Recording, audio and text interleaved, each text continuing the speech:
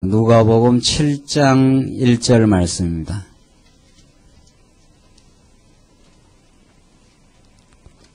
예수께서 모든 말씀을 백성에게 들려주시기를 마치신 후에 가버나움으로 들어가시니라.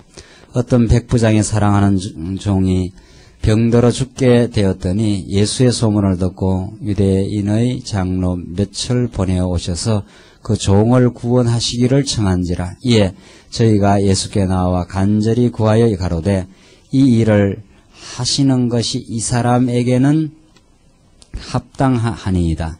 제가 우리 민족을 사랑하고 또한 우리를 위하여 회당을 지었나이다 하니 예수께서 함께 가실새 이에 그 집이 멀지 아니하여 백부장이 벗들을 보내어 가로되 주여 수고하시지 마옵소서.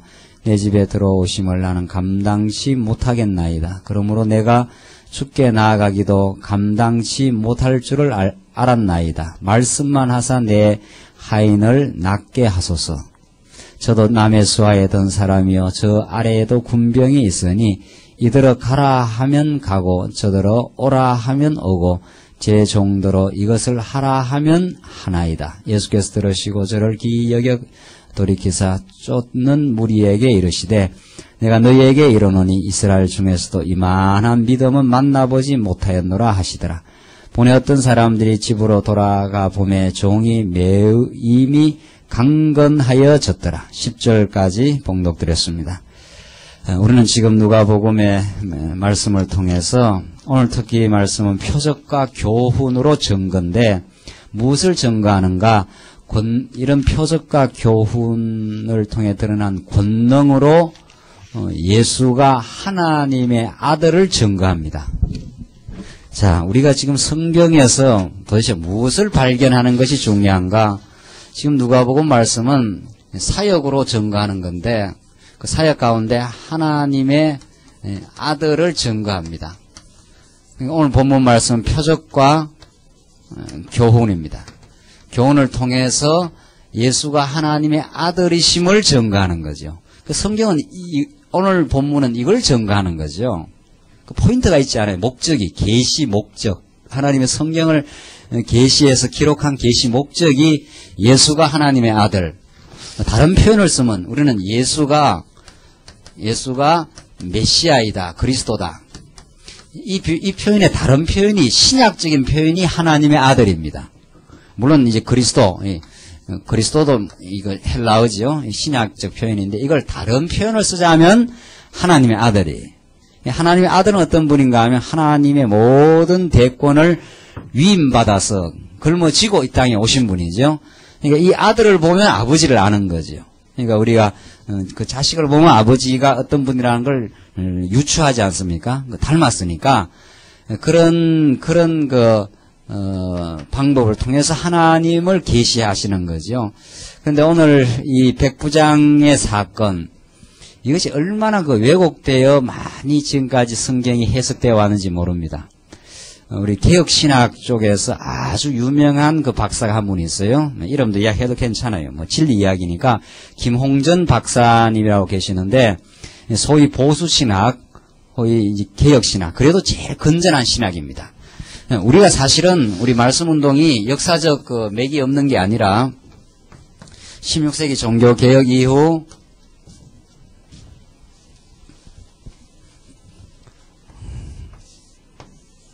지금 우리 21세기에 있는데 천년의 역사, 중세의 캄캄한 역사입니다. 진리의 원칙에서 벗어나버린 이게 종교개혁, 어두운 로만 가톨릭 교회지요. 16세기에 루터 칼빈을 통해서 종교개혁이 일어납니다. 종교개혁을 하나님이 주도를 하신 거죠. 어두웠던 천년의 역사를 해치고 진리의 횃불, 이신칭의 혹은 성경의 권위 이런 진리의 원칙을 드러내면서 하나님이 새로운 시대를 열어갔습니다. 그런데 놀랍게도 다시 이 개신교회는 지금 500년 전통의 개신교회는 지금 이 시점에 와 있어요. 이걸 다시 성경으로 끌어올리게 되는 운동, 이걸 우리는 이 시대의 말씀 운동이라 지금 그렇게 우리가 깨닫고 있죠. 너들이 무슨 뭐 이런 엄청난 일을 하겠느냐 이렇게 생각할지 모르지만 우리가 하는 일이 아니고 종교개혁도 이게 뭐 루터 칼빈이 한 일이 아니라 성경을 성경대로 보는 일, 다른 표현을 쓰자면 진리를 진리대로 보는 일, 이게야말로 정말 교회를 새롭게 하는 운동인데 이 16세기 개혁 종교개혁의 전통을 그대로 따르는 그 신학을 이른바 개혁신학이라 그래요. 이걸 다른 표현을 쓰자면 보수신학이에요. 보수신학. 이 보수란 말은 진리를 진리대로, 성경을 성경의 진리가 영원 불변한 진리이기 때문에 그대로 보존해야 된다. 이런 뜻으로 보수신학. 우리도 보수신학이죠. 개혁신학이라는 것은 이 종교개혁의 전통을 따라서 이거는 로만 카톨릭의 잘못된 것을 개혁했다. 이래서 이제 개혁신학이라. 영어로 말하면 Reformed Theology 이렇게 하잖아요. 이게 여러분 같이가 개혁신학의 전통에 있습니다. 근데 이 개혁신학이 문제라는 거죠. 이 개혁신학은 굉장히 건전해요. 일반적으로는. 이 개혁신학과 다른 신학이 이제 알미니안 신학이 있고 우리 신학을 조금 하면은 로만 카톨릭 신학이 있고, 이거는 로만 카톨릭 신학은 뭐 이건 말할 수도 없이 이거는 비성경적인 거고, 교황을 모든 권위의 원천으로 보는 것, 성경과 다른 진리의 원천이 있다고 보는 거죠. 성경도 진리이지만 이렇게 나가요. 전통도 진리다. 이게 로만 카톨릭. 알미니안 신학은 뭐냐면은 개혁 신학이 쭉 종교 개혁을 위해 빠져나오다가 알미니우스라는 사람이 나오면서 칼빈의 예정론을 부정하고 인간의 자유의지를 강조를 합니다. 그러니까 예정론을 강조하면은 인간의 열심이 떨어진다. 이제 이렇게 된 거죠. 그건 예정론을 예정론답게 바르게 성경적으로 증명을 못했기 때문이죠. 사실 우리 말씀운동이야말로 정말 예정론을 믿지 않습니까? 예정론을 제대로 믿으면 열심이 더 나지요. 제대로 된 열심이 나죠. 그렇지 않습니까?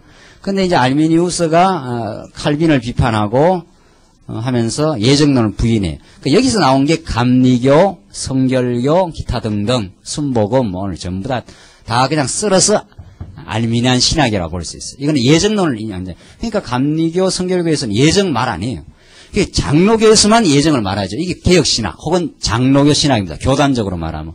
오늘날 장로교에서 예정을 지금 이야기 안 하기 시작했어요. 그래서. 그러니까 우리 옛날 장로님들이라 오래 신앙생활 하신 분들은 다 장로님들 옛날에 하나님이 다 만세전에 예정하시고 이런 기도 다 했다는 거 아니에요? 그걸 체계적으로 몰랐어도 그런 게 장로교 신학의 그 대명사니까 예정론이 하나님 주권. 근데 그게 없어져 버려요. 그게 사실은 지금은 개혁신학이 없어요.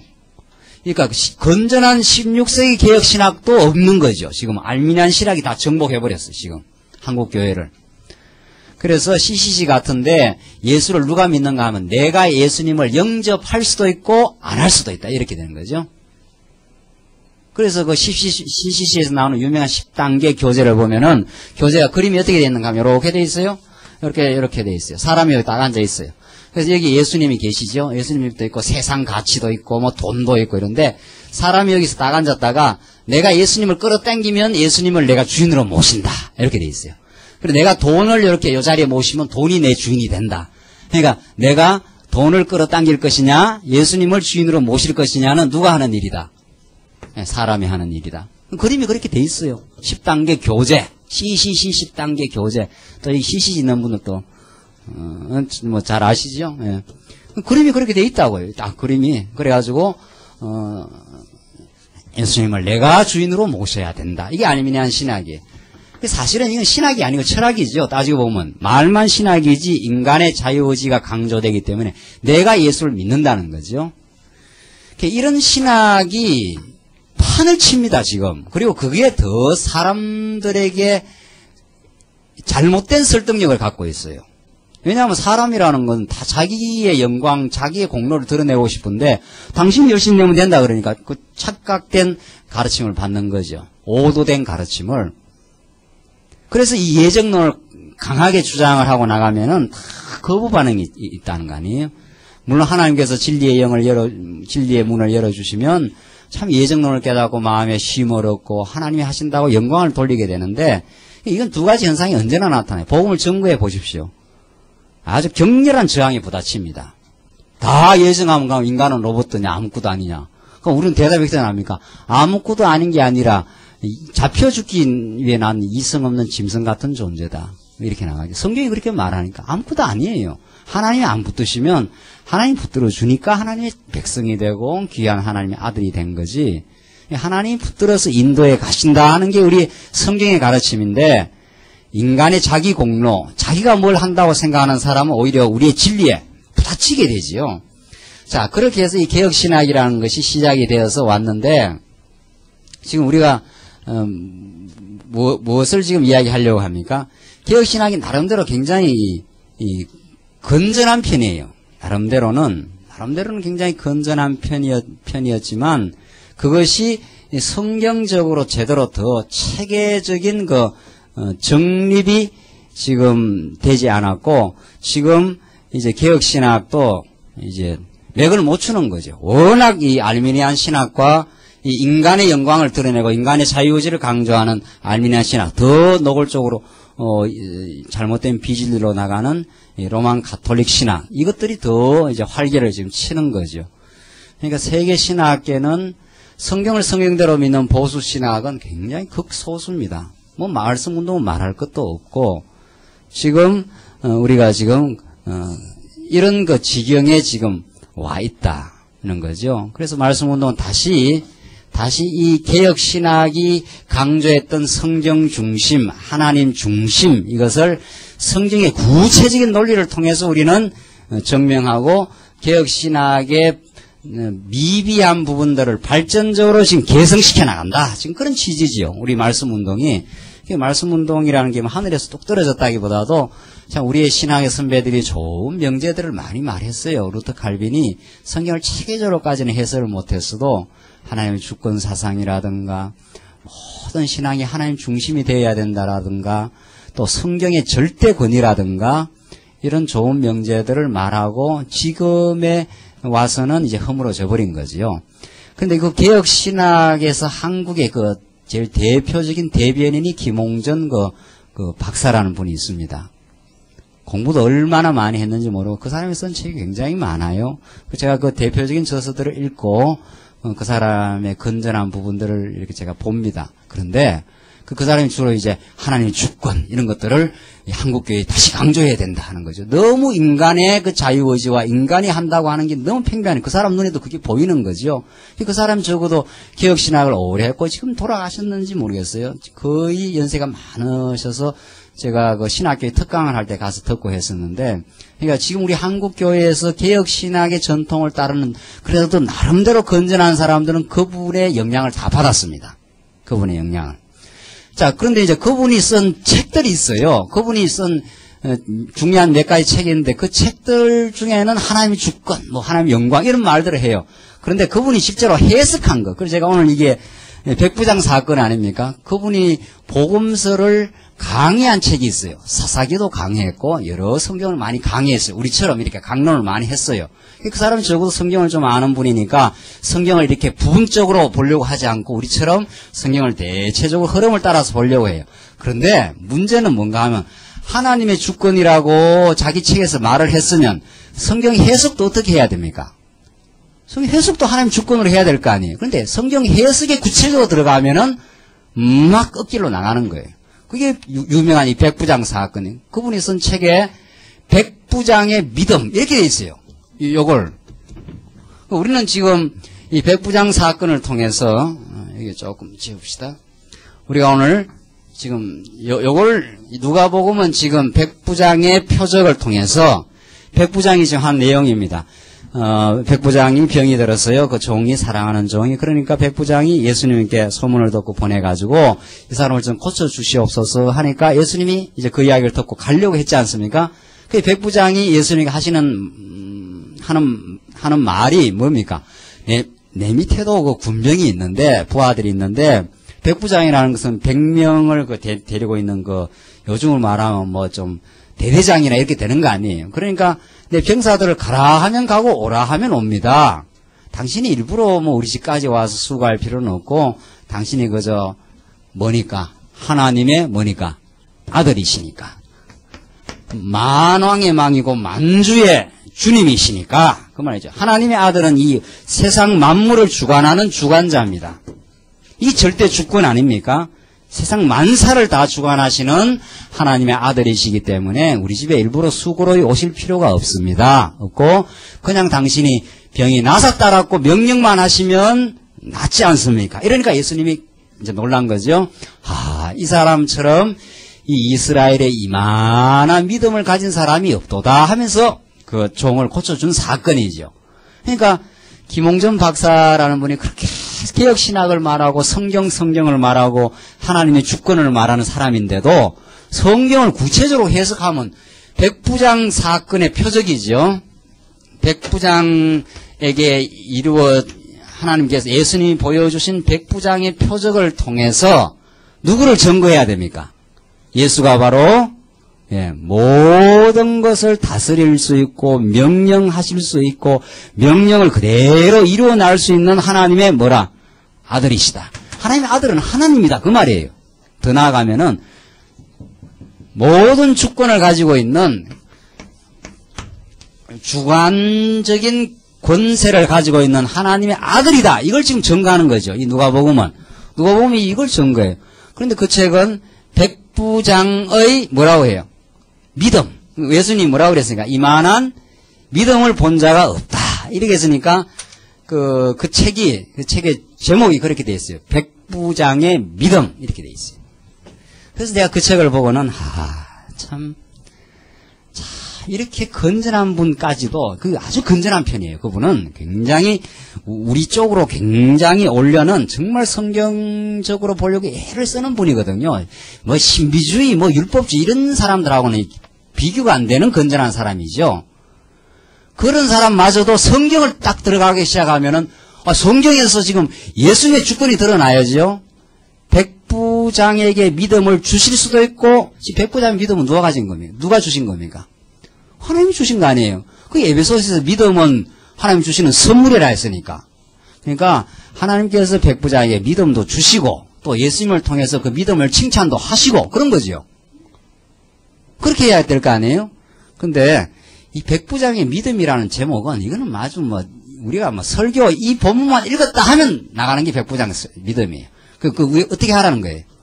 여러분들도 신앙생활 하시면서 이 백부장처럼 어떻게 하는 거예요? 하나님을 잘 믿고 지금 불신앙하지 말고 믿고 사십시오. 이렇게 나가는 거죠. 그러면 들을 때는 그런가 해요. 맞아. 내가 이렇게 믿음이 없구나. 백부장처럼 믿음을 가져야 되겠구나 하면서 문 열고 나가면서부터 또 믿음이 안 생기는 거 아니에요.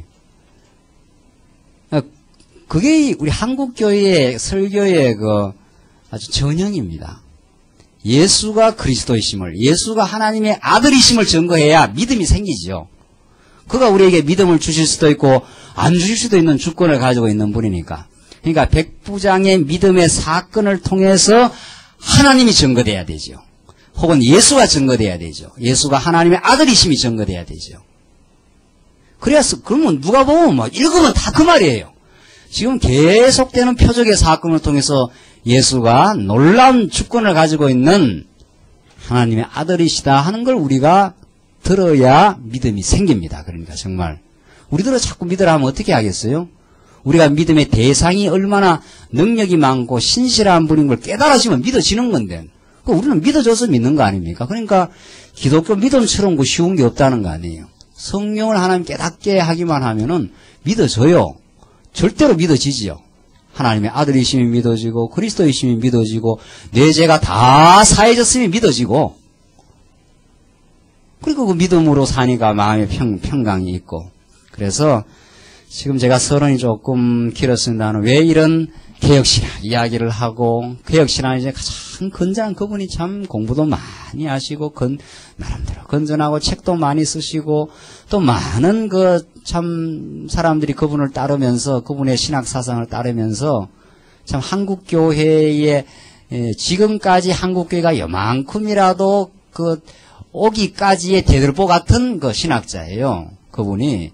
근데 그분이 가르치는 성경이 그 정도니까 우리 말씀운동에 우리를 두시고 참 우리가 이 시대에 어떤 참 진리를 깨닫고 있는가를 제가 참 간접적으로 여러분들에게 말씀드리기 위해서 그분을 예를 든 거죠. 저는 그분을 질타하거나 비난할 이유가 하나도 없어요. 그렇잖아요. 다 그 나름대로 하나님께서 쓰시는 종들인데 그렇게 건전한 분들까지도 성경을 해석하는 데 있어서는 그렇게 빗나가고 있다는 걸 제가 말씀을 드리고 하나님께서 우리에게는 바른 진리의 지금 길목에다 우리를 두시고 진리의 길로 성경을 밝히 볼 수 있게 하신 그 은혜가 얼마나 우리에게 큰가 하는 것을 우리가 깨달을 수가 있다는 거죠. 그래서 9절 다시 한번 보십시오. 7장 9절 예수께서 들으시고 저를 기이 여겨 돌이키사 쫓는 무리에게 이르시되 내가 너희에게 이르노니 이스라엘 중에서도 이만한 믿음은 만나보지 못하였노라 하시더라. 이 믿음에다가 막 액센트가 막 들어가는 거지요. 우리는 믿음을 주시는 누구에게? 예수에게. 믿음을 주시는 하나님의 아들 예수에게 액센트가 들어가죠. 믿음 자체에 액센트가 들어가는 게 아니고 이게 성경을 보는 눈이 달라요. 똑같이 성경을 봐도 하나님이 하나님 중심으로 보게 하는 눈이 다른 거지요. 그래서 10절 보내었던 사람이 집으로 돌아가 보니 종이 이미 강건하여졌더라. 이 놀라운 표적 아닙니까? 그러니까 백부장의 믿음의 사건을 통해서 예수님의 놀라운 표적을 보여준 거죠. 그러니까 백부장의 믿음이 강조돼서 되겠느냐 말이죠. 이 본문에서 백부장의 믿음을 주관하시는 하나님의 아들이 강조돼야 되죠. 그래서 우리는 사나저나 예수 그리스도를 강조하고 예수님의 십자가를 자랑하는 거 아닙니까? 만약에 백부장의 믿음을 강조하면 어떤 믿음이 형성되는가 하면 내 믿음이 좋다 이 말이 또 나오기 시작한다고요. 우리가 열심히 내기 시작하면은 그게 믿음 생활하는 게 아니라 반믿음 생활하는 거예요. 잘못된 가르침이 막 일어나기 시작하는 거예요. 그만큼 성경을 잘못 가르쳐 놓으면은 그때부터는 나도 백부장처럼 믿음 생활을 해야 되겠다 해서 막 열심히 내고 자기 믿음 자랑하게 될 거 아니냐 말이죠. 우리는 믿음 생활을 우리가 목에 칼이 들어와도 예수를 그리스도로 믿고 주를 위해서 온 세계를 다 드리는 정말 아름답고 헌신적인 믿음의 생활을 했다 하더라도 자랑할 수가 없어요. 왜? 믿음의 주관자가 하나님의 아들로 오신 예수니까 자랑할 도리가 없어요. 이거야말로 얼마나 깨끗하고 아름다운 신앙입니까? 우리는 이 믿음을 갖자는 거죠. 이런 예수를 믿고, 이런 믿음 생활하면 교회 생활이 즐거울 수밖에 없지요. 기쁘고, 감사하고, 즐겁고, 예수를 믿으면 믿을수록 자꾸 예수님이, 부각이 되니까. 그러니까 예수를 찡찡거리며 믿는 거는 알다가도 모를 일이에요, 참. 예수 믿으면서 이렇게, 즐겁지 않다는 건 예수 잘못 믿은 거죠, 그거는 지금. 예수를 정확하게 믿어보십시오. 믿어보십시오도 아니죠. 예수를 정확하게 하나님께서 믿게 하시면 즐거워요. 신앙생활이 얼마나 즐겁고 가벼운지 모른다는 거죠. 자, 11절 봅시다. 11절로 17절 과부의 아들을 살려주셔서 구속주의 표적을 보이십니다. 또 이제 계속돼요. 그 후에 예수께서 나인이라는 성으로 가실새 제자와 허다한 무리가 동행하더니 성문에 가까이 오실 때에 사람들이 한 죽은 자를 메고 나오니 이는 그 어미의 독자요 어미는 과부라. 그 성에 많은 사람도 그와 함께 나오거든 주께서 과부를 보시고 불쌍히 여기사 울지 말라 하시고 가까이 오사 그 관에 손을 대시니 맨 자들이 서는지라. 예수께서 가라사대 청년아 내가 네게 말하노니 일어나라 하시매 죽었던 자가 일어앉고 말도 하거늘 예수께서 그를 어미에게 주신대 모든 사람이 두려워하며 하나님께 영광을 돌려 가로되 큰 선지자가 우리 가운데 일어나셨다 하고 또 하나님께서 자기 백성을 돌아보셨다 하더라. 예수에 대한 이 소문이 온 유대와 사방에 두루 퍼지니라. 참 놀라운 표적이 일어났습니다. 이게야말로 예수가 하나님의 아들, 생명을 주관하는 자라 하는 것을 보여준 사건이지요.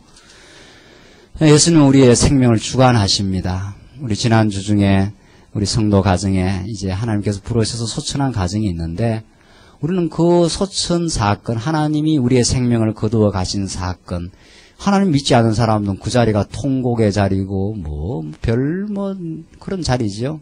우리는 그렇게 보지 않아요.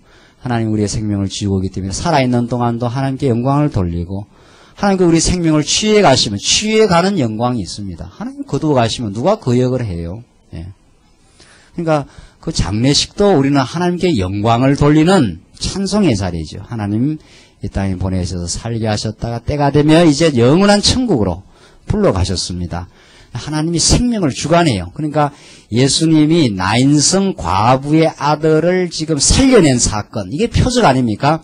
예수가 하나님의 아들이라는 표적을 보여줘요. 아무도 이 일을 할 수 없는데 예수가 하나님의 아들이시니까 이 일을 한다는 거죠. 그래서 그 명령 보십시오. 청년아 내가 14절 청년아 내가 내게 말하노니 일어나라 하시매. 이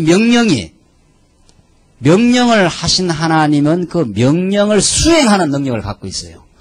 어떤 사람들은 성경에서 하나님 명령하면 명령을 내가 들어야 된다고 그러는데 그걸 정말 성경을 몰라서 하는 이야기죠.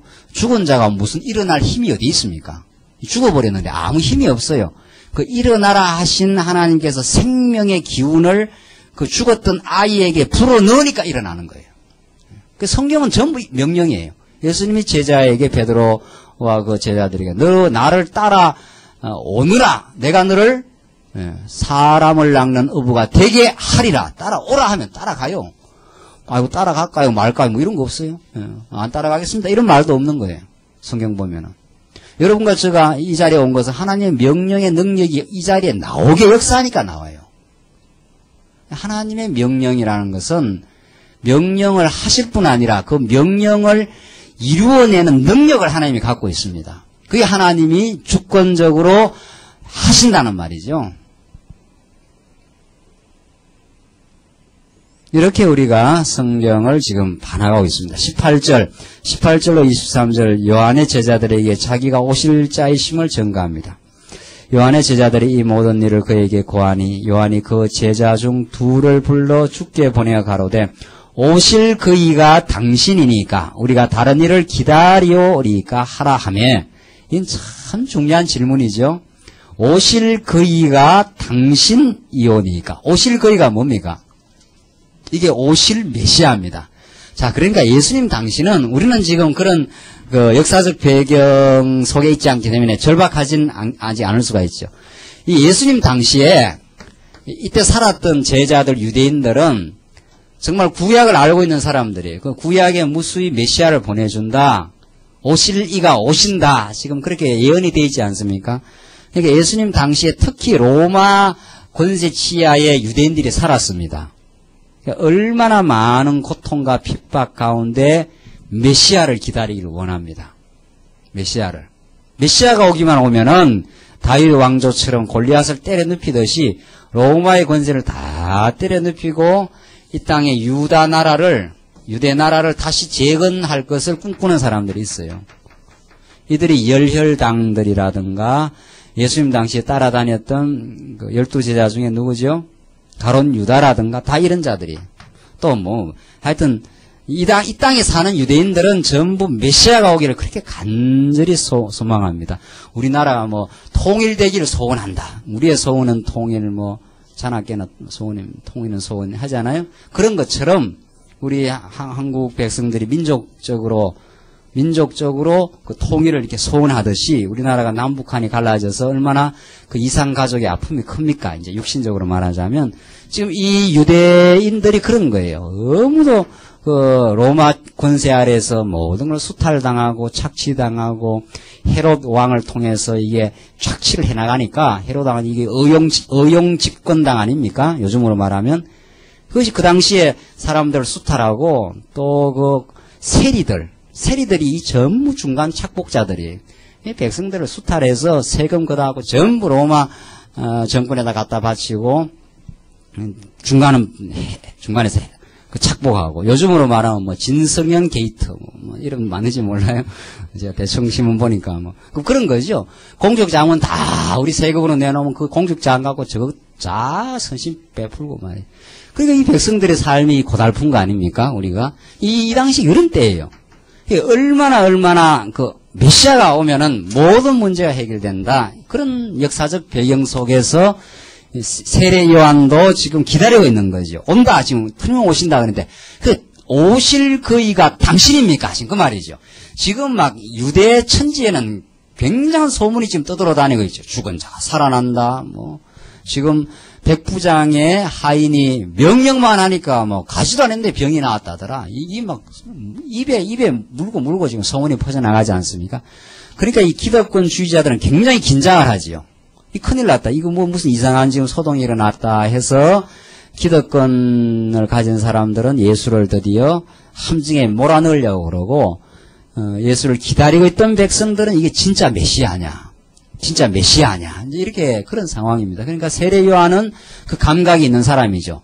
세례 요한은 자기가 하늘로부터 보낸 마지막 선지자니까 이제 곧 온다는 걸 알고 있어요. 그러니까 그 소문을 듣고는 제자들을 예수님께 보내서 오실 그이가 당신 맞습니까? 이렇게 묻는 거죠. 이 얼마나 이게 참 절박한 이게 질문입니까? 정말 너무도 이게 이 해답이 그렇다 이렇게 나오면 이건 정말 천지가 진동하는 그 장면이죠, 지금. 그러니까 20절 저희가 예수께 나아가 가로되 세례 요한이 우리를 보내어 당신께 말하기를 오실 그이가 당신이오니까 우리가 다른 일을 기다리오리까 하더이다. 그러니까 당신입니까? 아니면 당신은 메시아가 아니면 다른 사람을 지금 기다려야 됩니까? 이렇게 물읍디다 하면서 예수님한테 가서 그걸 그대로 지금 알려준 거죠. 자, 그러니까 21절 마침 것이 예수께서 질병과 고통과 또 악기 들린 자를 많이 고치시며 또 많은 소경을 보게 하신지라 대답하여 가라사대. 자, 예수님 대답이 어떻게 나옵니까? 너희는 가서 보고 들은 것을 요한에게 고하되 소경이 보며 안전방이가 걸으며 문둥이가 깨끗함을 받으며 기머거리가 들으며 죽은 자가 살아나며 죽은 자 나인성 과부의 아들 죽은 자가 살아나며 가난한 자에게 복음이 전파된다 하라.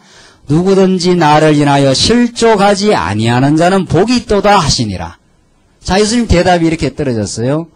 그러니까 예수님은 직접적으로 내가 메시아다 혹은 아니다 이렇게 긍정하거나 부정한 것이 아니라 간접적으로 대답을 해준 거죠. 이 대답 속에는 예수가 뭐라는 증명입니까? 예수가 이 말은 그러니까 요한에게 가서 일러줘라. 지금 소경이 눈을 뜨고 안전방이가 걷고 문둥병이 깨끗함을 받고 죽은 자가 지금 살아난다. 이 말을 요한에게 알려줘라. 그러면 요한이 그 질문에 대한 대답으로 알아차릴 것이다. 지금 그 말이죠. 그걸 알려준 거예요. 세례는 알았으면 몰랐습니까? 알았어요. 자, 이게 참 놀라운 우리들에게는 말씀이죠. 왜? 구약에 예언이 되어 있습니다. 이사야서에 그날이 오면 혹은 그가 오면 그렇게 되어 있어요. 구약의 선지서에 그날이 오면 그게 메시아의 날입니다. 또 그가 오면은 약속된 그가 오면은 안전방위가 일어나고 소경이 눈을 뜨는 날이 올 것이다. 그게 예언되어 있거든. 그걸 세례 요한이 잘 알고 있습니다. 세례 요한은 구약을 능통한 사람이니까. 그러니까 당신이 오실 거입니까? 오실 사람을 또 다른 사람을 기다려야 됩니까? 그러니까 쉽게 말하면 당신이 메시아입니까? 아닙니까? 이러니까 예수님도 대답을 하길 내가 메시아다 이렇게 말하는 게 아니고 이 말만 알려주면 세례 요한이 안다는 거예요. 이게 그러니까 소위 말해서 아주 고단수의 질문이고 고단수의 답이에요. 그러니까 어린애들은 왜 어른들이 애들한테 잘 모르게 뭐 이렇게 쫙 말하는 게 있잖아요. 애들 어릴 때 엄마 아빠가 이렇게 어떤 하는 일을 좀 몰라야 되는 일들이 있을 때는 이렇게 암호를 사용해갖고 당신 어디 갑니까? 하면 알아채고 아빠가 어디 같이 뭐 이렇게 나온 거 있죠. 애들은 뭐 무슨 소리인지 잘 모르는 거죠. 아버지하고 엄마만 아는 거죠. 그런 식의 고단수의 그 질문이었고 질문이 들어갔고 예수님은 그걸 세례 요한 같으면 알아볼 수 있는 방식을 알려준 거죠. 그리고 여러분과 제가 이걸 통해서 지금 알고 있고 놀라운 사실은 그렇구나. 예수님이 정말 메시아구나. 이렇게 우리가 지금 깨닫고 있다는 것은 참 귀한 일이죠. 그래서 예수님 마지막에 나를 인하여 실족하지 아니냐 하는 자는 복이 있도다. 그러니까 이 말을 통해서 예수가 메시아임을 깨달아버리면 참 복이 있는 자고 이렇게 가르쳐줘도 못 깨달았고 실족하면 이제 저주받은 자지요. 바리새인들, 사두개인들은 이렇게 예수님이 수많은 표적을 행하고 교훈을 행했지만은 그들의 눈을 예수님이 가려버렸기 때문에 또는 비유를 통해서 가르쳐줘 버렸기 때문에 어렵게 가르쳐줘 버렸어요. 그러니까 모르는 거죠. 자, 이게 이제 예수님의 그 표적입니다. 그런데 오늘날 한국교회가 60년대, 70년대, 80년대 오면서 부흥사들이 안전방위 자꾸 일으킨다는 거 아닙니까? 지금도 이 우매한 동네는 일어나십시오. 이렇게 사기를 치잖아요. 그 사기예요, 그거. 어떻게 일어나요, 안전방위가? 일어나기는. 이게 예수가 메시아라는 표적인데, 만약 일어나면 그가 메시아예요, 진짜로. 안전방위 일어나면은. 아니면 적그리스도거나 둘 중에 하나죠. 근데 예수님은 와버렸는데, 지금 메시아가 어떻게 옵니까? 그러니까 예수님 당시에도 기적이 일어났기 때문에, 오늘도 하나님이 역사하시면 기적이 일어날 수 있다. 그 사람들의 논리가 그렇게 돼 있어요. 그게 잘못된 논법이죠. 예수님 지금도 일어나려면 일어나죠. 근데 지금은 하나님께서 안 일으킵니다. 왜? 누구를 보내버렸기 때문에. 예수가 메시아임을 보냈어요. 지금 또 그 표적을 또 행하면은 누가 헷갈립니까? 예수님이 와서 죽은 자가 막 벌떡벌떡 일어나고 살아났어요. 그 예수가 메시아라는 이게 표적이란 말이에요. 그런데 예수님이 20세기에 와서 하나님 기적이 일으킬 수 있으니까 지금도 기적이 일어났다. 그 사람들 맨날 하는 소리가 그거 아닙니까? 지금 만약에 죽었던 자가 벌떡 일어난다 그러면 누가 어떤 사람이 그렇게 일어나도록 예수님처럼 일어나라 해서 일어났다.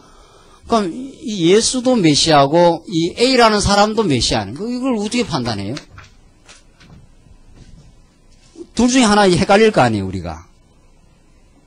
그렇죠. 그러니까 지금 저 여의도 광장에서 자꾸 지금도 일어난다고 지금 그러는데, 그럼 그 사람이 메시아든가, 예수님 메시아가 아니든가, 그래요?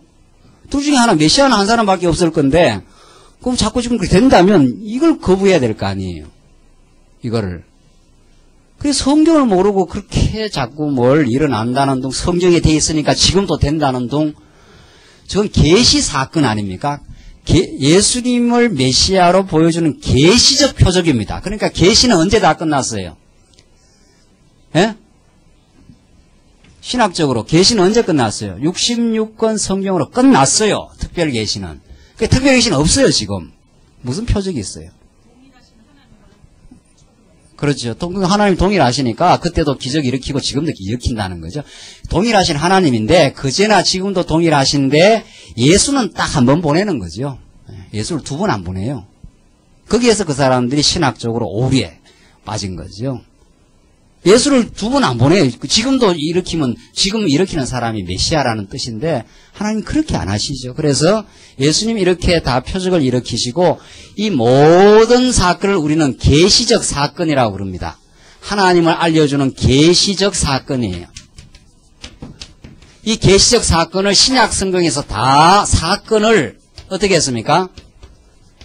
기록했어요.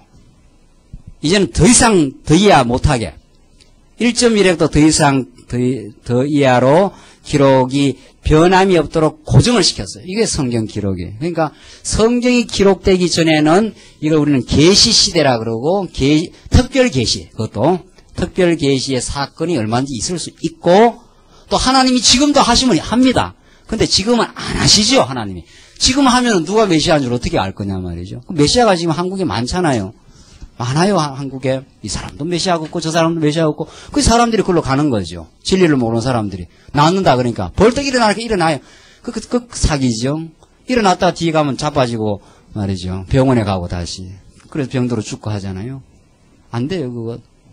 그 사람들이 이게 군중 심리 그걸 이용해서 그렇게 사람들을 호도해가고 혼란을 그게 한국교회 부흥의 비결이에요, 사실은. 한국교회가 그렇게 부흥된 거 아닙니까? 한국교회가 진리 안에서 부흥된 게 아닙니다, 사실은.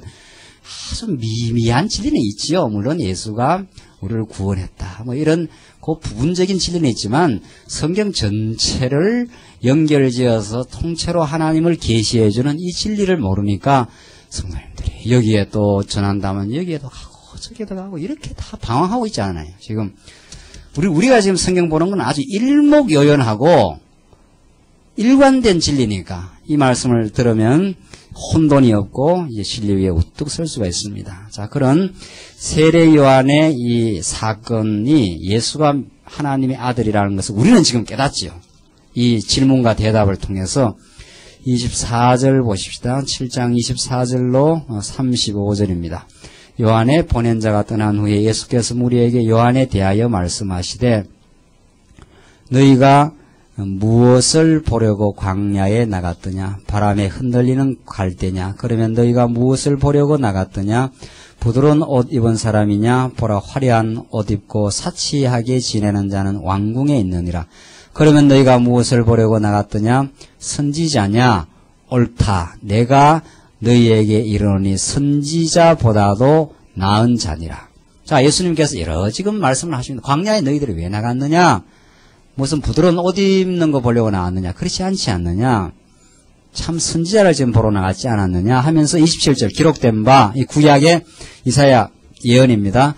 보라, 내가 내 사자를 내 앞에 보내노니 그가 내 앞에서 내 길을 예비하리라 한 것이 이 사람에 대한 말씀이라.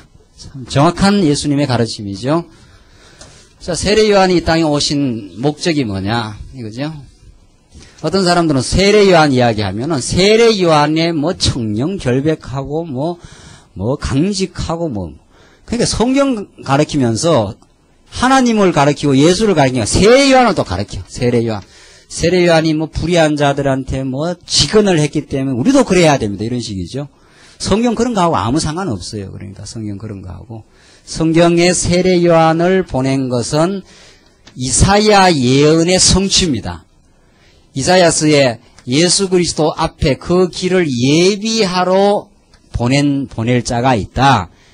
그 세례 요한이 예수님의 오실 길을, 그 첩경을 평탄케 하고 이걸 준비시키는, 예비하는 자입니다. 그러니까.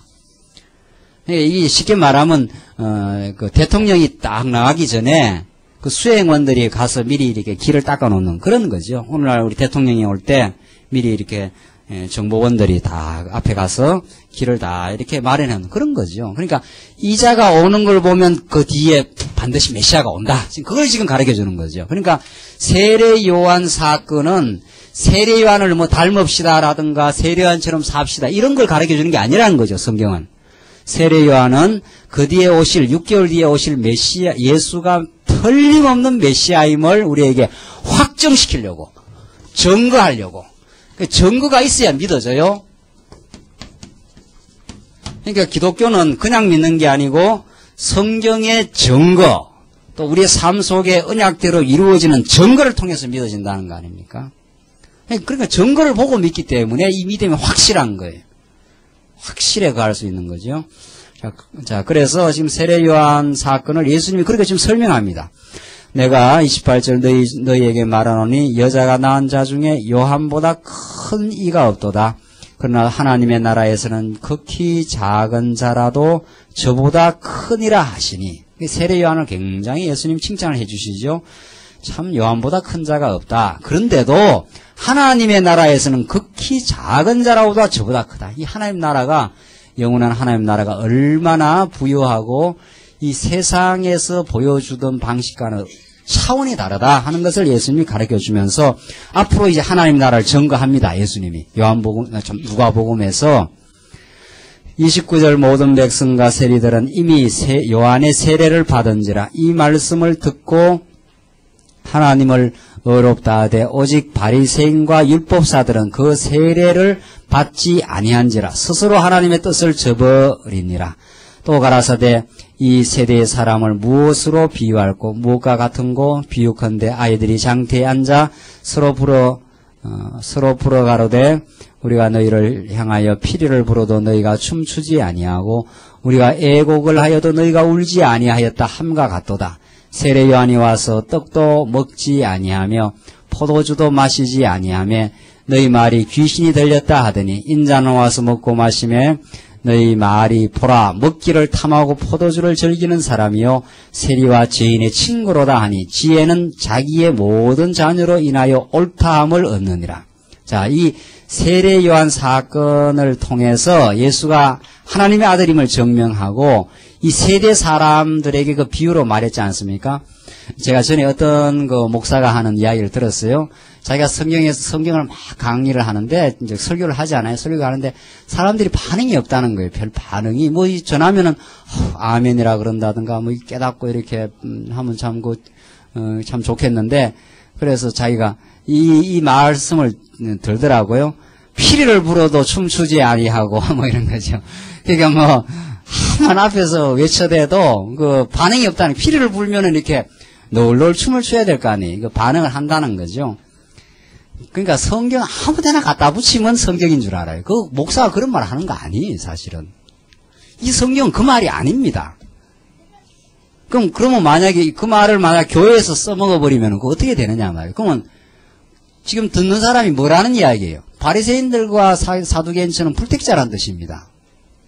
지금 그 30절에 나오지 않았어요? 오직 바리새인과 율법사들은 그 세례를 받지 아니한 자라 스스로 하나님의 뜻을 저버리니라. 물론 이제 여기서 스스로라는 말은 잘 해석을 해야 되죠. 근본은 하나님 버렸고 이제 그들이 하나님을 믿지 않는 거지요. 믿지 않도록 하나님이 작정하신 거지요. 자, 그러니까 그런 지금 상황을 염두에 두고 예수님이 하시는 말씀이 피를 불어도 지금 춤추지 않는다. 이 말을 지금 한 거거든요. 그러니까 하나님은 못 듣게 할 자의 귀를 막아버린다 이 말입니다. 지금 듣게 할 자에는 귀를 여시고, 우리 구약 오늘 공부한 거랑 똑같아요. 예수님이 곳곳마다 복음을 전거하는데 언제나 두 가지 그 반응이 나타나지 않아요. 하나는 듣고 즐거워하고 하나는 안 들려요. 그 피를 불어도 그 춤추지 않는단 말이에요. 춤추는 정도가 아니라 예수를 어떻게 하면 죽여버리려고 그러죠. 그러니까 예수님이 하시는 일은 당대 유대주의자들에겐 그들이 서 있는 기반을 헐어버린 거죠. 왜냐하면 예수님이 뭐를 부정하고 다니느냐 하면은 성전을 부정하고 율법을 부정해요. 그 바울도 그랬고. 그래서 구약 유대주의자들에게 있어 유대주의자라는 것은 하나님을 제대로 믿는 사람이 아닙니다. 유대주의자. 구약의 율법을 자기들이 지키려고 생각하고 성전의 건물 성전을 굉장히 소중히 여기는 자들이에요. 어저께 그 성탄절날 EBS에서 그 3부작 예수에 대해서 했어요. 그거 한번 꼭 우리 한번 봐야 되겠어요. 그 비디오 아마 뜨면 뜰 수 있으니까. 그 제가 잠깐 봤어요. 잠깐. 저거 우리 꼭 한번 우리 성도님들하고 시간이나 한번 봐야 되겠다 생각했는데, 인터넷에 그 뜨니까 그거 비디오로 좀 복사를 해서 그거 보면 굉장히 실감이 나요. 제가 한 30분 봤는데 그 예수님 당시에 성전을 얼마나 그 사람들이 그 중요시하는지 그게 나오더라고요. 이 고증을 해가지고 고고학자들이 그 당대에 그 예수님 당시 그런 거예요. 그래서 그 사람들이 손을 그 TV의 그 드라마에 그 예수라는 이제 소위 말 다큐멘터리 드라마 비슷한 거죠. 역사학자들이 그 고증해서 그 당대 성전을 이 사람들이 얼마나 중시했고 정결법을 얼마나 중시했지 모른다. 그게 나오더라고요, 그날. 근데 그 사람들이 손을 얼마나 씻었는가 하면은, 왜 강박 노이로제 걸린 사람들 있잖아요. 들어갔다 나오면 손 씻고, 들어갔다 나오면 손 씻고, 이런 사람들 있죠. 그 사람, TV의 표현이 그래요. 예수님 당시에 이 사람들이 정결법에 사로잡혀가지고, 얼마나 강박적으로 손을 씻었는지 모른다는 게 그 역사 고증에 나오더라고요. 그러니까 목욕탕이 서기관 제사장 집에는 다 있어요. 제사장 집에는 목욕탕이 있었고, 왜 목욕탕을 만들어 놨는가 하면 들어가 씻고 나오려고.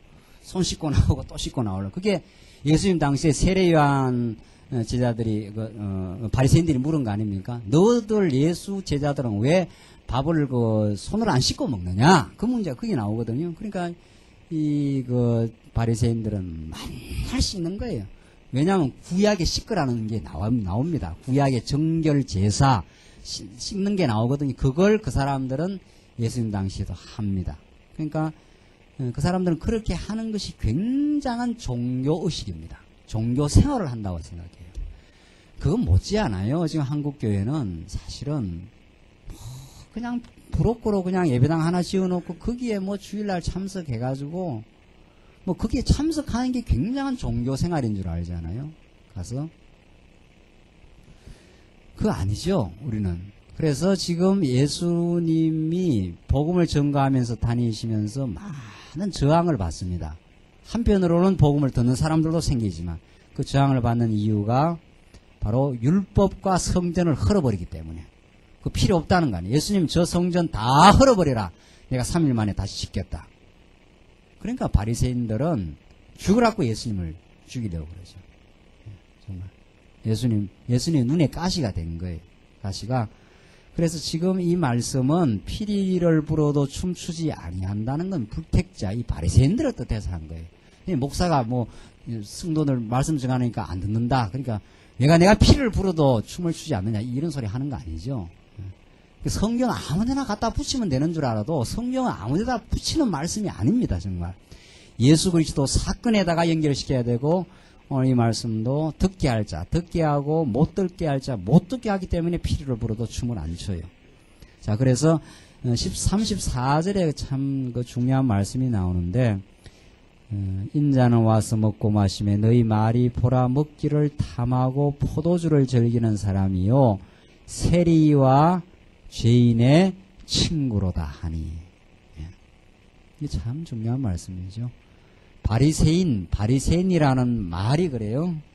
영어로 원어로 이 바리새 우리말로 이렇게 번역이 돼서 바리새 이렇게 돼 있는데 이게 어원적으로 격리된 자 이런 뜻입니다. 우리말로 번역을 하라면 격리된 사람 이렇게 번역하는 게 맞아요.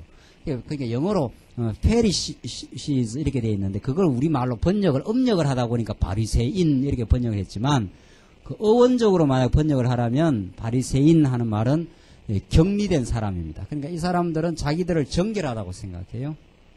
그 율법을 잘 지키는 깨끗한 사람들이라고 자기를 생각하고 세리와 여기 나온 대로 세리와 죄인들과 이렇게 구별돼 삽니다.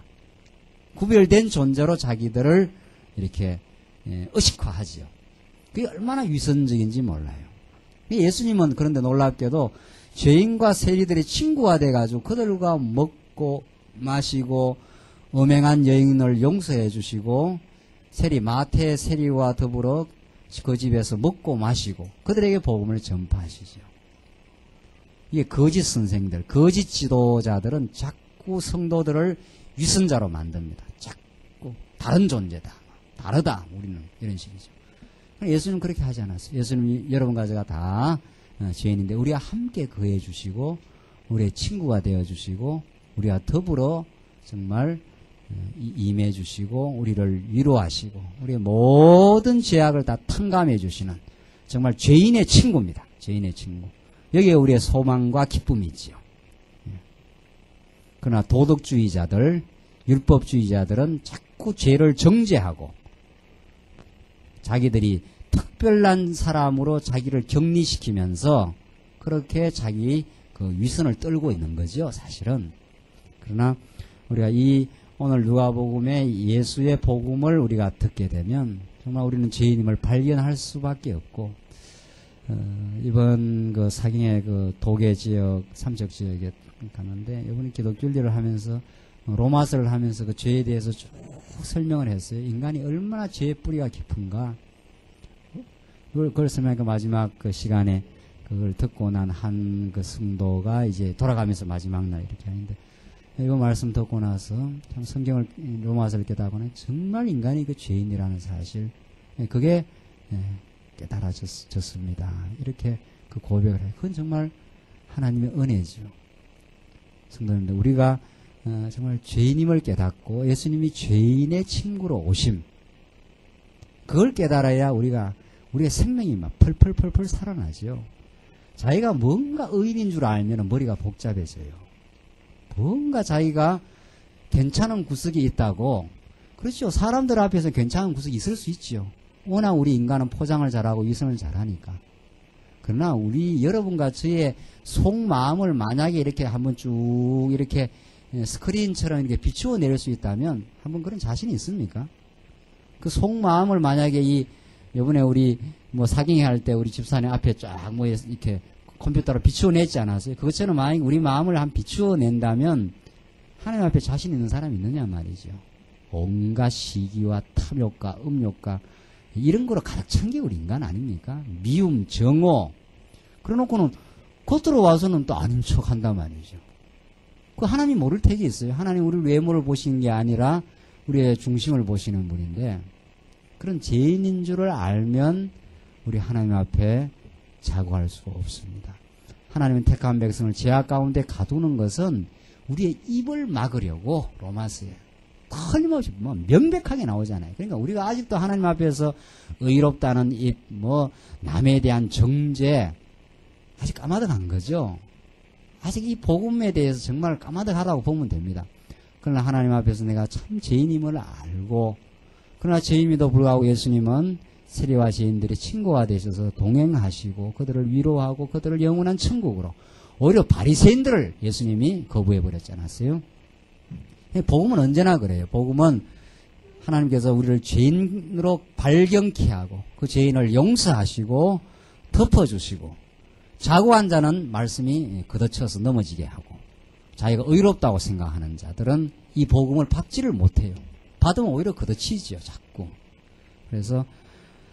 그래서 이게 누가 복음 아닙니까? 누가 복음. 참 복된 소식이, 죄인에게 복된 소식으로 다가오신 예수님을 우리가 지금 공부하고 있습니다. 36절, 한 바리새인이 예수께 자기와 함께 잡수시기를 청하니, 이에 바리새인의 집에 들어가 앉으셨을 때에 그 동네에 죄인인 한 여자가 있어. 또 죄인이 나오죠. 예수께서 바리새인의 집에 앉으셨음을 알고 향유 담은 옥합을 가지고 와서 예수의 뒤로 그 발 곁에 서서 울며 눈물로 그 발을 적시고 자기 머리털로 씻고 그 발에 입 맞추고 향유를 부으니, 예수를 청한 바리새인이 이것을 보고 마음에 이르되, 이 사람이 만일 선지자되면 자기를 만지는 이 여자가 누구며 어떠한 자 곧 죄인인 줄을 알았으리라 하거늘.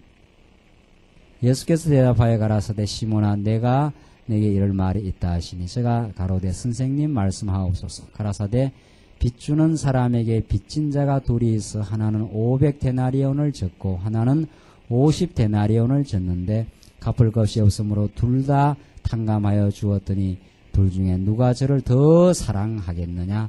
시몬이 대답하여 가로되, 제 생각에는 많이 탕감함을 받은 자니이다. 가라사대, 내 판단이 옳다 하시고. 참 복음서에서 이 말씀처럼 참 감동적인 장면이 없습니다. 감동적인. 자, 죄인이 있는데 예수님의 예수님에게 향유를 이제 부었지 않습니까? 향유를 부었는데 바리새인이 와가지고, 왜 이런 여자가 한테 향유를 붓도록 놔둡니까? 당신이 선지자면 이 여자가 죄인인데 어떻게 이런 일을 하도록 놔두느냐? 굉장히 예수님을 지금 책망하고 들어가는 거죠. 이렇게 달라요. 이 바리새인은 의인인 척하는 자고, 지금 죄인인 예수에게 예수님이 찾아오신 거 아니에요. 그 죄인인 그 여인이 예수님께 너무도 감격스럽게 지금 향유를 부은 사건이에요. 나를 찾아오다니, 이렇게 된 거 아니에요. 그래서 예수님이 그 시몬에게 지금 질문을 합니다. 한 사람은 많이 빚을 졌다. 50데나리온이고 한 사람은 500데나리온이다. 10배 아닙니까? 요즘 말로 말하면 50억, 5천만 원 빚을 졌고 한 사람은 500만 원 빚을 졌다. 지금 그런 말입니다. 그런데 두 사람 다 갚을 것이 없어서 두 사람을 다 탕감해 줬다. 그러면 둘 다 탕감을 받았는데 누가 그 탕감해 준 주인한테 더 사랑하겠느냐? 누가 그 탕감한 주인을 더 사랑하고 사모하며 따르겠는가? 지금 그 말 아닙니까? 여러분과 제가 많다고 생각하는 사람은 예수를 너무도 따르고 사랑해요.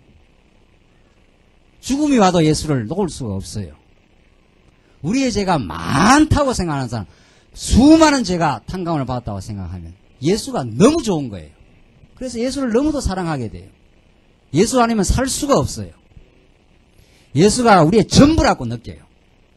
우리의 허다한 머리털부터 많은 죄인임을 깨달으면 생각하는 것이나 행동하는 것이나 모든 게 자기 중심인데, 하나님 깨닫지 않으면 자기 영광과 자기 의를 위해서 힘쓰고 애쓰던 허탄한 우리임을 안다면 그 많은 죄를 예수님이 십자가에서 다 탕감을 했으니까 너무도 감격스러운 거죠.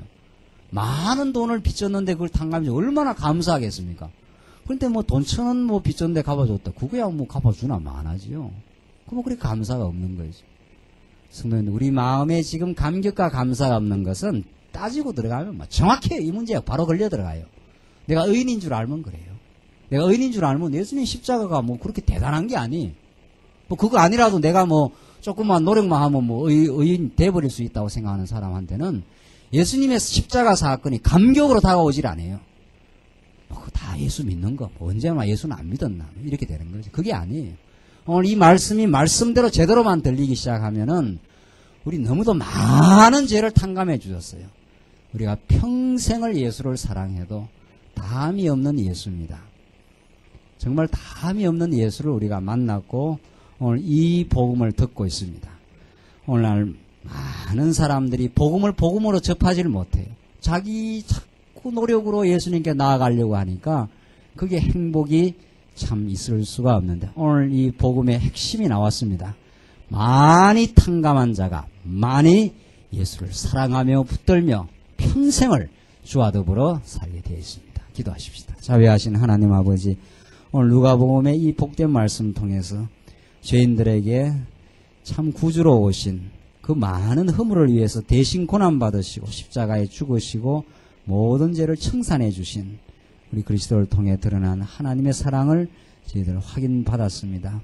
하나님 아버지, 저희들 이 땅에 아직도 가치를 두고 이 땅에 허탄한 것에 생각을 두는 우리의 생각이 있거들랑 이 복음의 말씀에 의해서 녹여주시고 하나하나 없이해 주시고 우리 하나님이 우리의 주관자가 되시고 우리의 많은 죄를 탕감하시고 지금도 우리의 친구가 되어주셔서 우리와 더불어 우리의 삶을 주님 안으로 진리 안으로 인도해 가시는 그 하나님의 사랑을 깨닫고 저희들 이 거친 세상이지만 낙심하지 아니하고 승리의 삶 살게 하시옵소서.